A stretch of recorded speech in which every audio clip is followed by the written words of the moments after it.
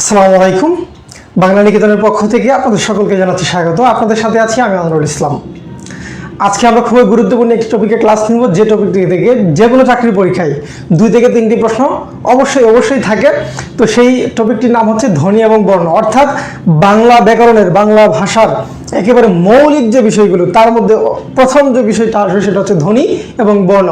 এই ধ্বনি এবং বর্ণ থেকে আজকে আমরা আলোচনা করব পরিপূর্ণভাবে, একদম সম্পূর্ণভাবে। এই ক্লাসটি করার পর আপনাদের ধ্বনি এবং বর্ণ থেকে আর কোনো কিছু জানার অবশিষ্ট থাকবে না। আপনারা অবশ্যই এই ক্লাসটার পরে সবগুলো বিষয় যদি ঠিকঠাক মতো ধরতে পারেন, তাহলে আশা করি যে আমরা পরবর্তী সময়ে যে কোনো চাকরি পরীক্ষায় এই ধ্বনি এবং বর্ণ থেকে প্রশ্ন আসুক, আমরা উত্তর করতে পারবো। এখানে কয়েকটা মৌলিক বিষয় রয়েছে, এখানে বিস্তর পড়াশোনা, কিন্তু আমরা এত বেশি পড়াশোনা করব না, আমরা একেবারে শর্টকাটে পড়াশোনা করবো। অর্থাৎ বিগত সময়ে প্রশ্ন আসছে কোন কোন বিষয়গুলো থেকে, কোন বিষয়গুলো গুরুত্বপূর্ণ, কোন বিষয়গুলো আমাদের সাথে কনফিউশন হয়, এই বিষয়গুলোই আমরা আজকে আলোচনা করব এবং সবগুলো আপনাদেরকে নোট করার মতো করে দেব। আপনারা সবাই একটু নোট করার চেষ্টা করবেন এবং অবশ্যই কমেন্টে জানাবেন ঠিকঠাক দেখতে এবং শুনতে পাচ্ছেন কিনা। সেই সাথে আমাদের এই ক্লাসগুলো আপনাদের এই বিষয়গুলোই আমরা আজকে আলোচনা করব। একটু শেয়ার করে দিবেন, লাইভটি একটু শেয়ার করে দিবেন সবার সাথেই। আমরা নিয়মিত এখন থেকে ক্লাস করাবো। এর আগে আমরা যখন ক্লাস করেছি, সমাস কারকের যে ক্লাসগুলো করেছি, সেখানে আপনারা অনেক কমেন্ট করেছেন, অনেক কমেন্টে উত্তর করেছেন, প্রশ্ন করেছেন। সেই ধারাবাহিকতায় সেই রকমই আজকেও আমরা ধ্বনি এবং বর্ণ থেকে যখন পড়ব, তখন আমরা নিজেদের জানার বিষয়গুলো জানাবো এবং আমি যে বিষয়গুলো আপনাদেরকে জিজ্ঞেস করবো, আপনারা অবশ্যই কমেন্টে লিখবেন। রমজানের এই সময়টাতে, তারাবির পরবর্তী সময়ে আপনারা ঘুমাতে যাওয়ার আগে অল্প সময় একটু আমাদের সাথে পড়াশোনা করতে পারেন, এটা আপনাদের জন্য খুবই উপকারী হবে আশা করছি। যেহেতু ক্লান্ত শরীর, অনেকে এখন সরাসরি পড়তে বসবেন না, একটু মোবাইল নিয়ে বসে থাকবেন বা অন্য কিছু করবেন। সেই জন্য ভাবলাম যে একটা ক্লাস নিই, বরঞ্চ আপনাদের এই মুহূর্তে একটা ক্লাস যদি আপনারা করেন, এটা আপনাদের জন্য খুব ভালো হবে, উপকার হবে। আজকের টপিক হচ্ছে আমাদের ধ্বনি এবং বর্ণ। ধ্বনি এবং বর্ণ আপনারা অবশ্যই লাইভটি শেয়ার করে দিবেন, পরিচিত জন যারা আছে তাদেরকে মেনশন করে দিবেন।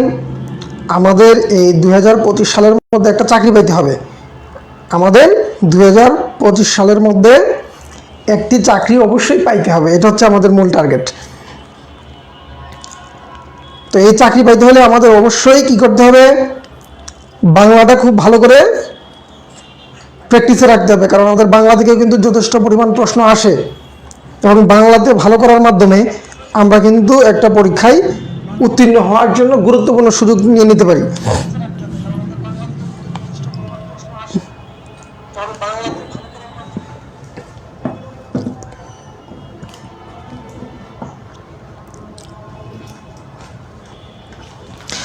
তাহলে আজকে আমাদের টপিক কি? আজকে আমাদের টপিক হচ্ছে ধ্বনি ও বর্ণ। একেবারে আমরা খুঁটিনাটি আলোচনা করব যে কোন বিষয়গুলো আমাদের জন্য এখানে গুরুত্বপূর্ণ, কোন বিষয়গুলো একেবারেই জানতে হবে, কোন বিষয়গুলো না জানলেই নয়, সেগুলোই কিন্তু আমরা আলোচনা করার চেষ্টা করব। যারা লাইভটিতে যুক্ত হচ্ছেন, আপনারা অনুগ্রহ করে লাইভটি একটু শেয়ার করে দিবেন।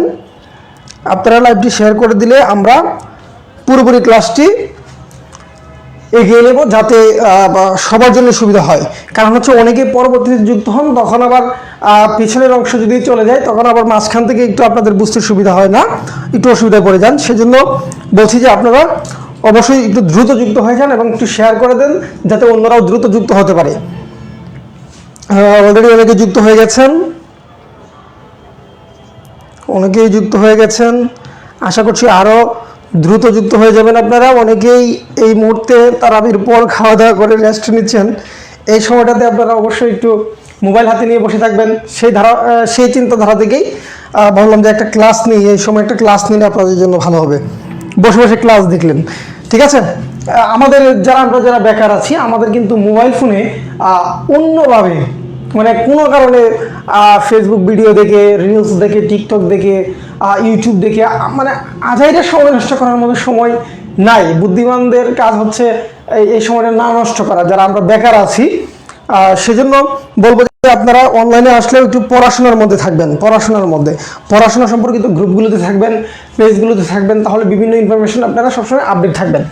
দেখুন, ধ্বনি এবং বর্ণ এটা নিয়ে যদি আমরা মৌলিক আলোচনা শুরু করি, তাহলে প্রথমেই যেটা জানতে হবে সেটা হচ্ছে ধ্বনি কি, বর্ণ কি, এবং এই যে ধ্বনি এবং বর্ণ নিয়ে যে আমরা আজকে আলোচনা করব, এটা ব্যাকরণের কোন অংশে আলোচনা করা হয়, প্রশ্নগুলো কেমন হয়। যেমন প্রথম প্রশ্নটা হবে ধ্বনি এবং বর্ণ ব্যাকরণের কোন অংশের আলোচ্য বিষয়। বাংলা ব্যাকরণের 4টা প্রধান আলোচ্য বিষয় রয়েছে, তার মধ্যে একটা হচ্ছে ধ্বনিতত্ত্ব। এই ধ্বনি এবং বর্ণ ধ্বনিতত্ত্বের আলোচ্য বিষয়। কোন তত্ত্ব? ধ্বনিতত্ত্বের আলোচ্য বিষয়, অর্থাৎ ফোনেটিক্স, তাই না? ফোনোলজির আলোচ্য বিষয় হচ্ছে এই ধ্বনি এবং বর্ণ। তাহলে ধ্বনি কি এবং বর্ণ কি, আজকে আমরা এই দুইটা আলোচনা করব। অনেক সময় আমরা একটু কনফিউশনে পড়ে যাই, ঝামেলায় পড়ে যাই। এই ঝামেলাগুলো আজকে ক্লিয়ার হবে। যারা লাইভটি পরেও দেখবেন, আপনারা অবশ্যই জানাবেন কোন বিষয়গুলোতে আপনাদেরও সমস্যা হয়। দেখুন, ধ্বনি জিনিসটা কি আর বর্ণ জিনিসটা কি পাশাপাশি দিচ্ছি, আমি পাশাপাশি আলোচনা করছি একটু। দেখুন, ধ্বনি কি? ধ্বনি হচ্ছে সাউন্ড। ধ্বনি হচ্ছে কি? সাউন্ড। যে কোনো সাউন্ডই হচ্ছে কি? ধ্বনি। এই যে আমি ধরেন এটার সাথে এটা বাড়ি দিলাম, একটা শব্দ হলো, এটাও কিন্তু এক ধরনের কি? ধ্বনি। আবার আপনি খেয়াল করে দেখেন যে এই বর্ণটা কি? বর্ণটা এই যে সাউন্ডটা আপনি করলেন, এই সাউন্ডের একটা লিখিত রূপ হচ্ছে বর্ণ। লিখিত রূপ হচ্ছে কি? বর্ণ। এটা হচ্ছে কি? লেটার, মানে কি?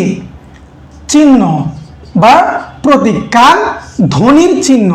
তাহলে আপনার এই জিনিসটা মনে রাখতে হবে, ধ্বনি হচ্ছে এমন বিষয়, কতগুলো শব্দ, যে শব্দগুলো মিলে একটা অর্থপূর্ণ ভাষা তৈরি হতে পারে। যেমন ধরেন অ, আ, ই, উ, এগুলো হচ্ছে কি? ধ্বনি। এই ধ্বনিগুলো কি হয়? যখন মিলিত হয়ে মনের ভাব প্রকাশ করে, অর্থ প্রকাশ করে, তখন সেটাকে আমরা ভাষা বলি। তাহলে ধ্বনিটা হচ্ছে কি? ধ্বনিটা হচ্ছে মূল। তাহলে এখানে একটা প্রশ্ন এসে যায়, সেই প্রশ্নটা কি?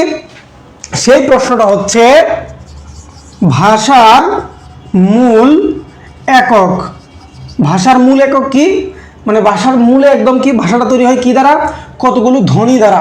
ধ্বনি সমষ্টি, অর্থপূর্ণ যখন শব্দ তৈরি হয়, ধ্বনি সমষ্টি দ্বারা যখন অর্থপূর্ণ শব্দ তৈরি হয়, তখন আমরা সেটাকে ভাষা বলি, তাই না?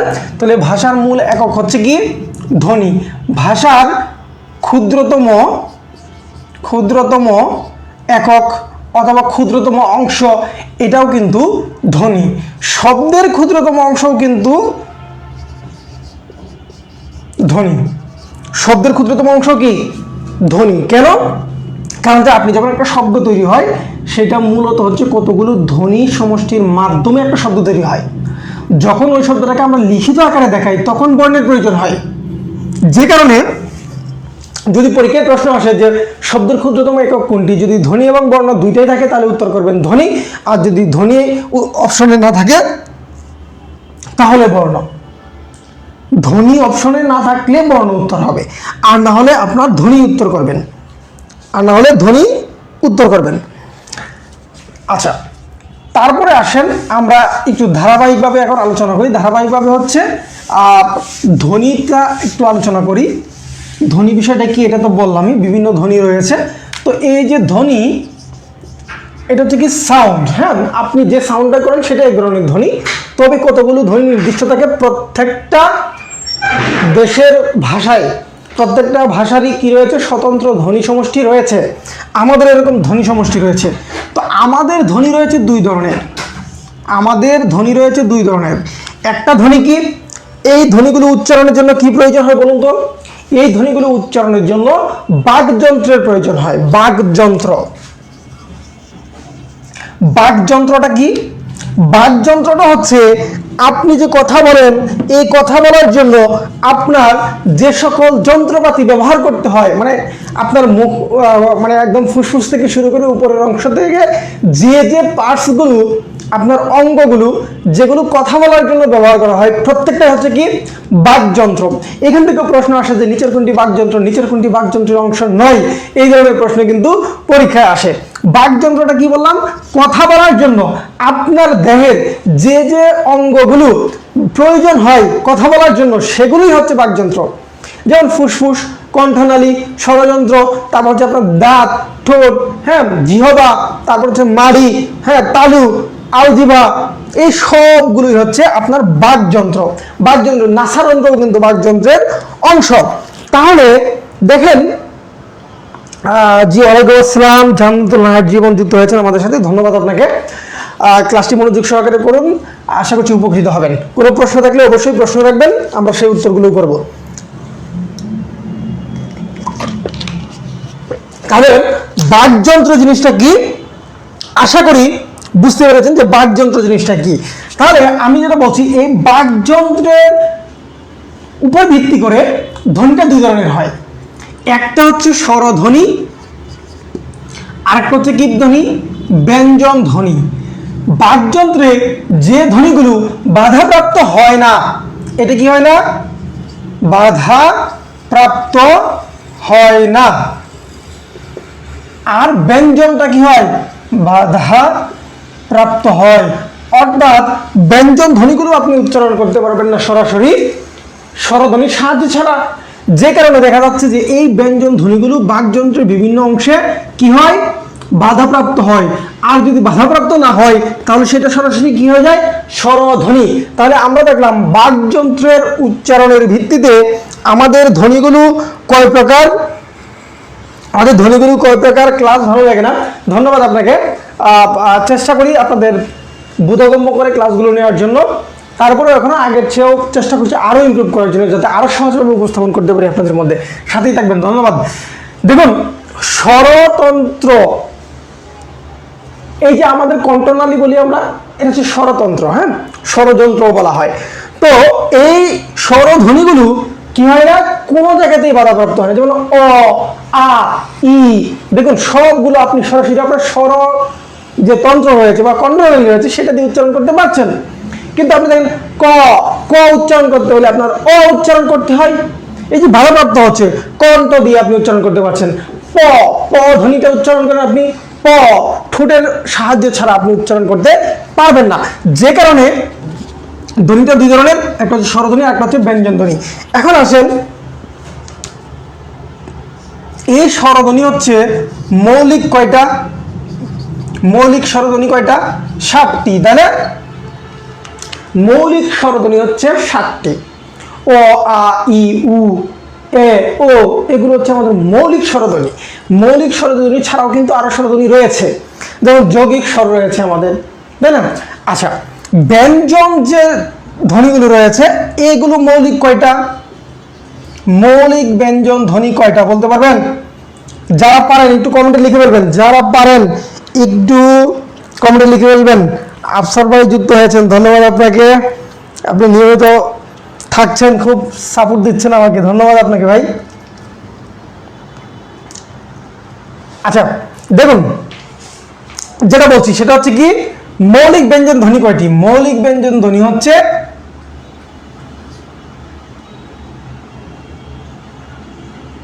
30টি। মৌলিক ব্যঞ্জন ধ্বনি হচ্ছে 30টি। আচ্ছা, এখন মৌলিকের কথাগুলো বললাম কিন্তু, হ্যাঁ, কথাটা খেয়াল রাখবেন, দুইটা দুই রকম কিন্তু। একটা হচ্ছে মৌলিক স্বরধ্বনি, একটা হচ্ছে ব্যঞ্জন মৌলিক ধ্বনি। মৌলিক ব্যঞ্জন ধ্বনি হচ্ছে 30টি। তাহলে মোট মৌলিক ধ্বনি কয়টি আমাদের, মোট 37টি। যদি আপনার পরীক্ষায় প্রশ্ন আসে মৌলিক ধ্বনি কতটি, মৌলিক ধ্বনি হচ্ছে 37টি, তার মধ্যে স্বরধ্বনি হচ্ছে 7টি, মৌলিক ব্যঞ্জন ধ্বনি হচ্ছে 30টি। 30 আর 7 মিলে হচ্ছে 37টি হচ্ছে আমাদের মৌলিক ধ্বনি। এই মৌলিক ধ্বনির তত্ত্বের বাইরেও ব্যবহৃত ধ্বনি কতটি, এটাও কিন্তু একটা প্রশ্ন হয়, সেটাও আমরা দেখব। এই পার্টটা আশা করছি বুঝতে পেরেছেন যে কোনটা কত, কোনটা কত। হ্যাঁ, 30টি। ওকে, এখন বলুন তো বাংলা ভাষায় ব্যবহৃত ধ্বনি কতটি, বাংলা ভাষায় ব্যবহৃত ধ্বনি কতটি? আমরা তো মৌলিক ধ্বনি তো দেখলাম, কিন্তু বাংলায় ব্যবহৃত ধ্বনি কতটি? আসেন একটু দেখি। স্বরধ্বনি হচ্ছে 7টি ব্যবহৃত, বাংলায় ব্যবহৃত ধ্বনি হচ্ছে 7টি, আর ব্যঞ্জন ধ্বনি হচ্ছে 34টি। বাংলা বর্ণমালা বা বাংলায় ব্যবহৃত, বাংলা ভাষায় ব্যবহৃত 34টি। 34 আর 7 কত, 41টি। এই 41টি হচ্ছে ব্যবহৃত ধ্বনি। আগেরটা ছিল মৌলিক ধ্বনি। মৌলিক ধ্বনি হচ্ছে যেগুলো একদম উৎপত্তির মূল, ধ্বনির মৌলিক যে বিষয়গুলো রয়েছে সেগুলো হচ্ছে আমাদের 37টা, আর 41টা হচ্ছে কি ব্যবহৃত ধ্বনি। তাহলে এখানে একটা পার্থক্য কিন্তু আমরা পেয়েছি, এই পার্থক্যটা মনে রাখবেন। 41টা হচ্ছে ব্যবহৃত। দুই ধরনের প্রশ্ন হবে, যে বাংলা ভাষায় ব্যবহৃত ধ্বনি কয়টি, একটা হচ্ছে বাংলা ভাষায় ব্যবহৃত মৌলিক ধ্বনি কয়টি। মৌলিক হলে 37টি, ব্যবহৃত ধ্বনি হলে শুধু 41টি।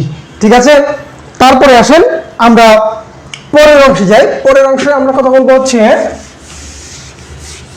এই যে ধ্বনিগুলো, স্বরধ্বনি এবং ব্যঞ্জন ধ্বনির এটার বিভিন্ন পরিচয় রয়েছে। আসেন আমরা একটু কথা বলি। স্বরধ্বনি, স্বরধ্বনিটার দুইটা ভাগ রয়েছে, হ্যাঁ, দুই ধরনের রয়েছে স্বরধ্বনি। দুই ধরনের স্বরধ্বনি, লেখা কি বোঝা যায়? কালে একটু কম আসছে আর কি। দেখুন স্বরধ্বনি দুইটা রয়েছে, একটা হচ্ছে কি মৌলিক, মৌলিক স্বরধ্বনি, আর একটা হচ্ছে কি যৌগিক। মৌলিক স্বরধ্বনি আমরা দেখেছি কয়টি, 60টি, তাই না? আর যৌগিক স্বরধ্বনি কতটি? যৌগিক স্বরধ্বনি হচ্ছে 2টি। মনে রাখবেন কোন 2টি? ওই আর একটা হচ্ছে ও।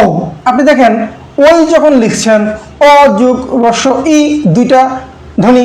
আবার ও, অ যোগ উ, এই হচ্ছে ও। এই যে দুইটা ধ্বনি মিলে কি হলো? যৌগিক ধ্বনি।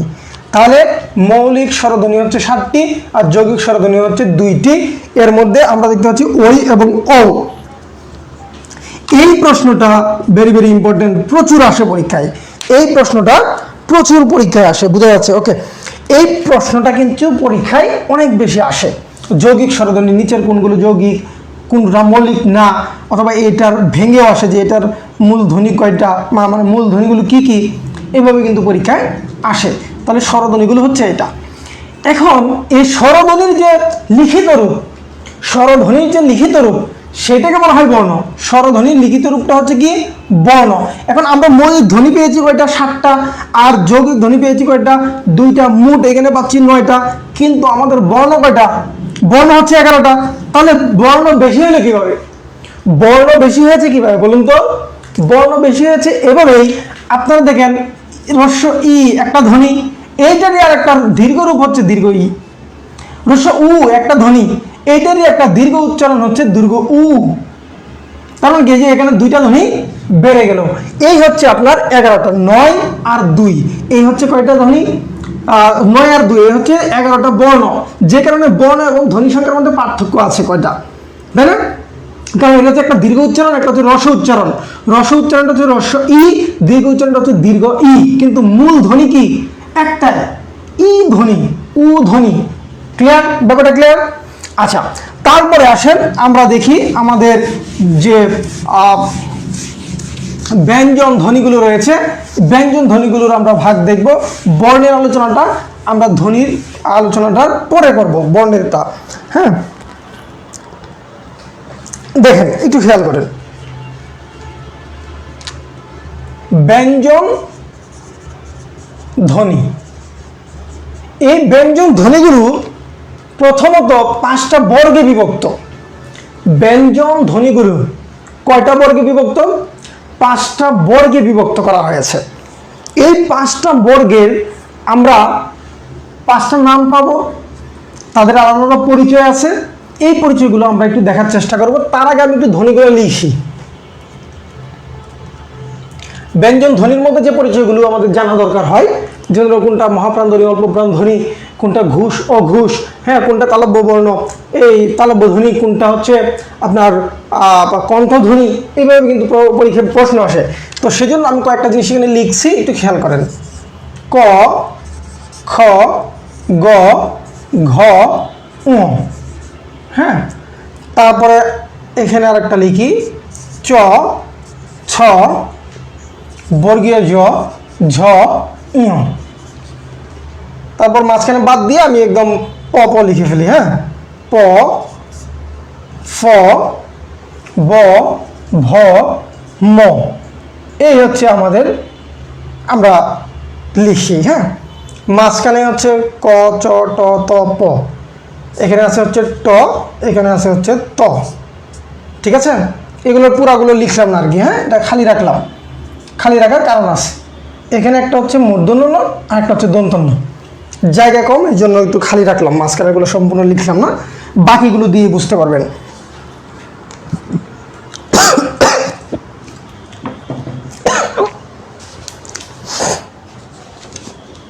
দুঃখিত।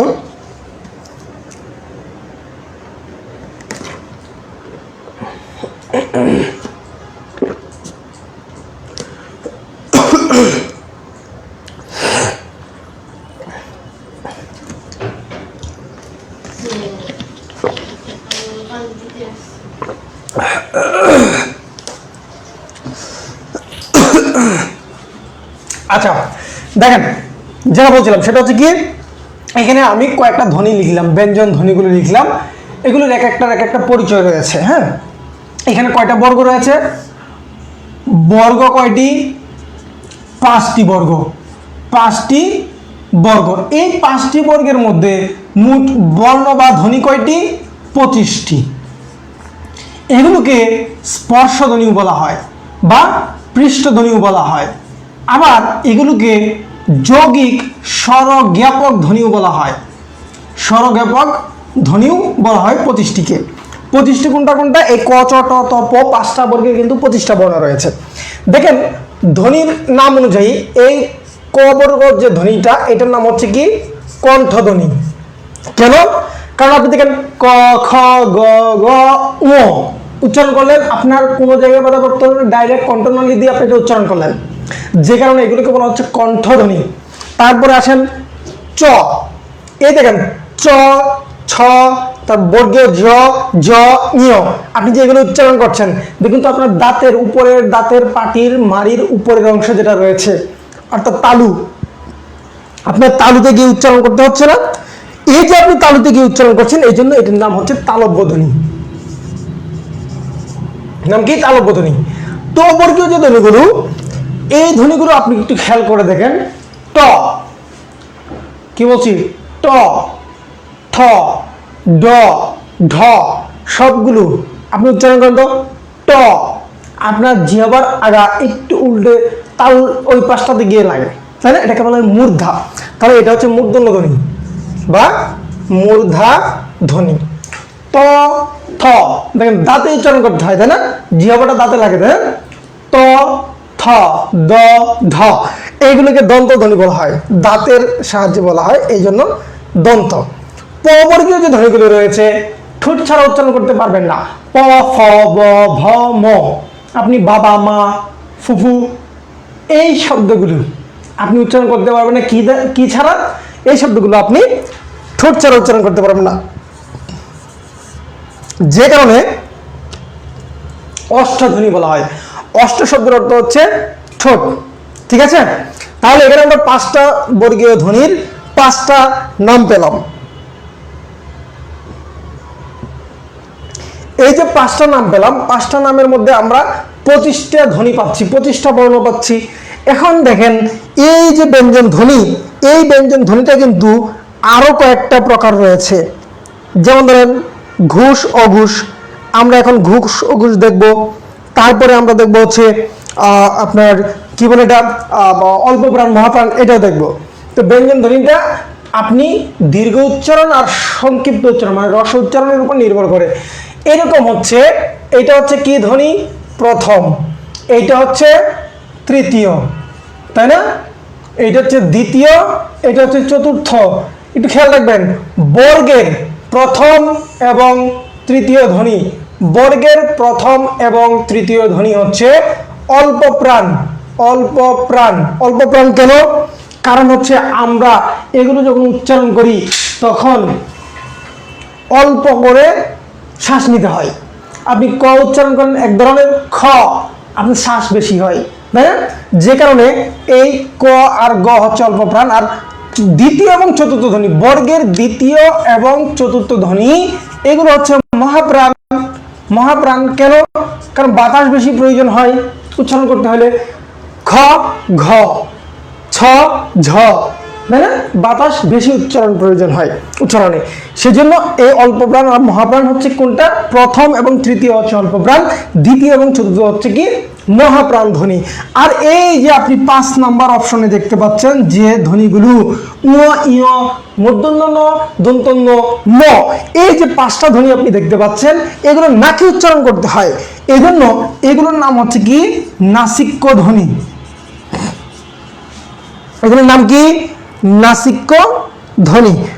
হুদাইব আহমেদ আমাদের সাথে যুক্ত হয়েছেন, সালাম দিয়েছেন, ওয়ালাইকুম আসসালাম, ধন্যবাদ জানাচ্ছি আপনাকে। দেখুন বর্গের পরে শেষের যে 5টা ধ্বনি এগুলোকে নাসিক্য ধ্বনি বলা হয়। তাহলে আমরা অল্প প্রাণ মহাপ্রাণ দেখলাম, উচ্চারণ স্থান অনুযায়ী নাম দেখলাম, নাসিক্য দেখলাম। এখন আমরা যেটা দেখবো সেটা হচ্ছে কি ঘুষ অঘুষ। এখানে খেয়াল করেন, প হচ্ছে বর্গের প্রথম ধ্বনি, বর্গের দ্বিতীয় ধ্বনি হচ্ছে এই ফ, তারপরে বর্গের তৃতীয় ধ্বনি হচ্ছে ব, চতুর্থ ধ্বনি হ্যাঁ চতুর্থ হচ্ছে ভ, আর ম হচ্ছে পঞ্চম, তাই না? এটা হচ্ছে পঞ্চম ধ্বনি। আচ্ছা তাহলে খেয়াল রাখেন বর্গের প্রথম এবং দ্বিতীয় এগুলো হচ্ছে অঘুষ ধ্বনি। অঘুষ শব্দের অর্থ কি? অঘুষ মানে হচ্ছে আপনি যে ধ্বনিগুলো উচ্চারণ করতে আপনার স্বরযন্ত্র যেটা রয়েছে সেটা অল্প অনুরণিত হয়, মানে অল্প কাঁপে, আর যখন বেশি কাঁপবে তখন সেটা ঘুষ।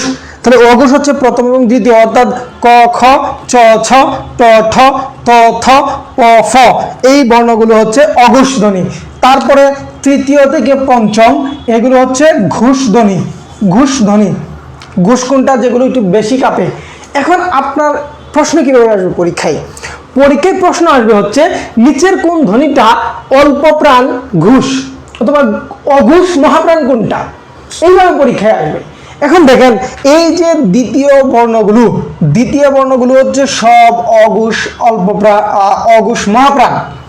দ্বিতীয় বর্গের মানে বর্গের দ্বিতীয় যে ধ্বনিটা রয়েছে খ, তারপর হচ্ছে কি ছ, তারপর হচ্ছে ঠ, তারপর হচ্ছে ফ, থ, এই যে ধ্বনিগুলো সবগুলো হচ্ছে আপনার কি অঘুষ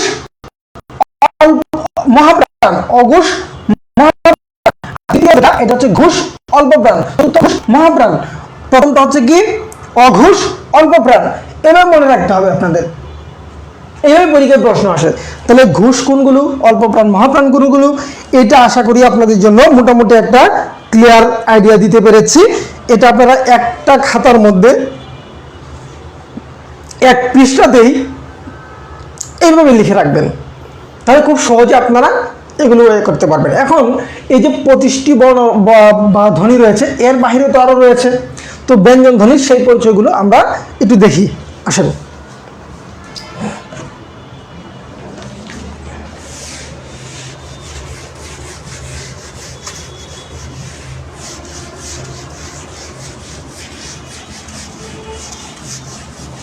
দেখেন ব্যঞ্জনের আরো যে ধ্বনিগুলো রয়েছে সেগুলোর পরিচয় কি কি জানতে হবে। যেমন ধরেন আপনার প্রথমেই ধরেন হচ্ছে র, র যে ধ্বনিটা এটা কোন ধরনের ধ্বনি? বাড়ি বাড়ি, হ্যাঁ র ধ্বনিটা কি কাঁপে না, কম্পনজাত ধ্বনি, এটা হচ্ছে কি কম্পনজাত ধ্বনি। তারপরে দেখেন দৈশূন্য র, এই ধ্বনিগুলো হচ্ছে তারণজাত ধ্বনি, তারণজাত ধ্বনি। এই ধ্বনিগুলোর নাম কিন্তু আপনার মনে রাখতে হবে, হ্যাঁ তারণজাত ধ্বনি, পরীক্ষায় প্রশ্ন আসবে। দেখেন ল একটা ধ্বনি আছে না ল, এই লটাকে কি বলা হচ্ছে? পার্শ্বিক বর্ণ বা পার্শ্বিক ধ্বনি হচ্ছে ল, ল। তারপরে আসেন আমরা যদি দেখি আমাদের অন্তস্থ জ, অন্তস্থ অ, তারপর অন্তস্থ ব যে ধ্বনিগুলো রয়েছে এগুলোকে আমরা বলি অন্তস্থ ধ্বনি, অন্তস্থ ধ্বনি। তারপরে আসেন আমাদের আরো ধ্বনি রয়েছে, যেমন ধরেন তালেবস্য, মূর্ধন্যস্য, দন্তস্য। এই সজাত ধ্বনিগুলো উচ্চারণ করতে হলে শীষের মতো উচ্চারণ আসে, তাই না? শীষ দিলে যেরকম শব্দ হয় এরকম উচ্চারণ আসে, সাহস, হ্যাঁ সাহস, দেখেন উচ্চারণটা আসে না, আসে। তাহলে তালেবস্য, মূর্ধন্যস্য, দন্তস্য এগুলোকে বলা হয় শীষ ধ্বনি, শীষ ধ্বনি। দেখেন আবার তালেবস্য, মূর্ধন্যস্য, দন্তস্য, হ এগুলোকে উষ্মধ্বনি বলা হয়। উষ্ম শব্দের অর্থ কি? শ্বাস। এটাও পরীক্ষায় আসা প্রশ্ন, কিন্তু বিশেষ পরীক্ষায় আসা প্রশ্ন এটা, হ্যাঁ। তাহলে কোন বর্ণগুলোর কোন ধ্বনিগুলোর কি পরিচয় এটা কিন্তু আমরা লিখছি এখন, মনে রাখবেন এগুলো। তালেবর্ষ মূর্ধন্য ষ দন্ত স হ উষ্মধ্বনি, বা এই উষ্ম শব্দের অর্থ কি শ্বাস, আর তালেবর্ষ মূর্ধন্য ষ দন্ত স এগুলো হচ্ছে শীষ ধ্বনি, এগুলো শীষের মতো উচ্চারণ আসে, এই জন্য এগুলোকে শীষ ধ্বনি বলা হয়। তারপরে আসেন আমরা দেখি হচ্ছে বিসর্গ, অনুস্বার, চন্দ্রবিন্দু, এগুলো হচ্ছে পরাশ্রয়ী, এরা নিজেরা স্বতন্ত্রভাবে বসেন না, পরাশ্রয়ী। এই পরাশ্রয়ীর মধ্যে আবার অনুস্বার এবং চন্দ্রবিন্দু এগুলো হচ্ছে অনুনাসিক, এগুলো কি অনুনাসিক, নাসিকের মতো, যেহেতু পূর্ণাঙ্গ বর্ণ না এই জন্য এগুলোকে অনুনাসিক বলা হচ্ছে, পুরাপুরি নাসিক্য বলা হচ্ছে না, কারণ এরা পরিপূর্ণ ধ্বনি না, পরিপূর্ণ ধ্বনি না। আচ্ছা, তারপরে আসেন আমরা যদি দেখি খণ্ডত, খণ্ডতর পরিচয় কি? এই খণ্ডতর পরিচয় হচ্ছে সে ত বর্ণের অর্ধধ্বনি, ত বর্ণের অর্ধধ্বনি হচ্ছে খণ্ডত। তাহলে এখানে আমরা আরো কয়েকটা ধ্বনির পরিচয় পেলাম। এখন আমাদের যে জিনিসটা জানতে হবে সেটা হচ্ছে বর্ণ চিনতে হবে, তাই না? বর্ণের আলোচনাটা এখন সহজ হয়ে যাবে।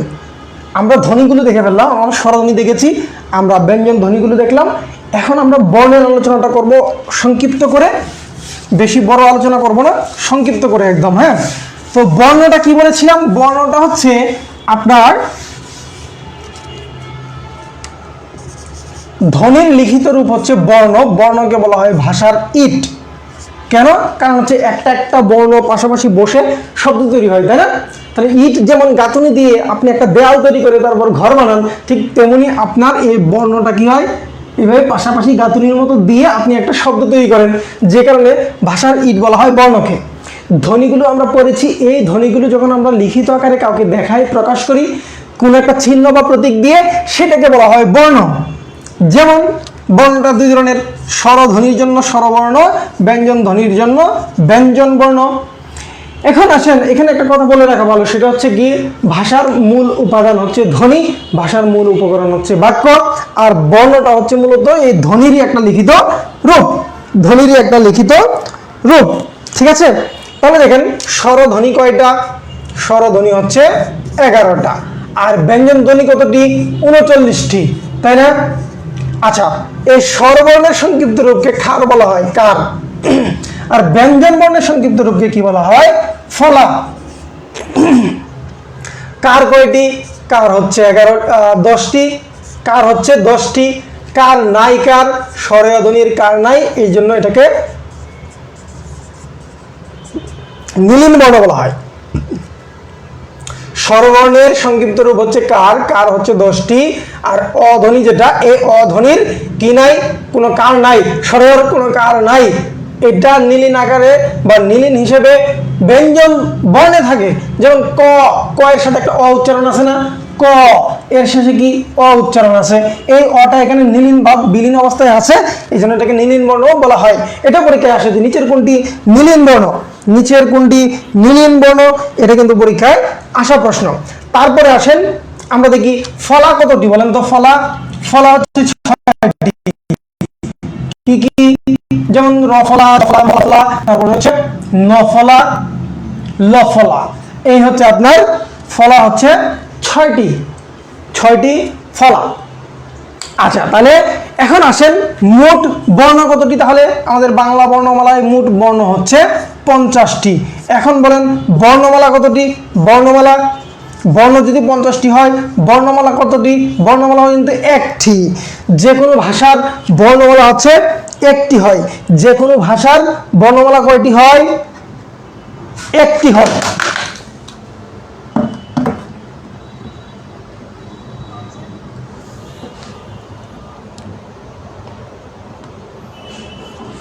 ঠিক আছে, যে কোনো ভাষারই বর্ণমালা কিন্তু একটি থাকে। আচ্ছা, তাহলে বর্ণের এই পরিচয়টা মনে রাখবেন, এই পরিচয়টা মনে রাখবেন, এখানে যে আলোচনাগুলো দিয়েছি, গুরুত্বপূর্ণ তথ্যগুলো দিয়েছি, এটা মনে রাখবেন। এখন আসেন আমরা দেখি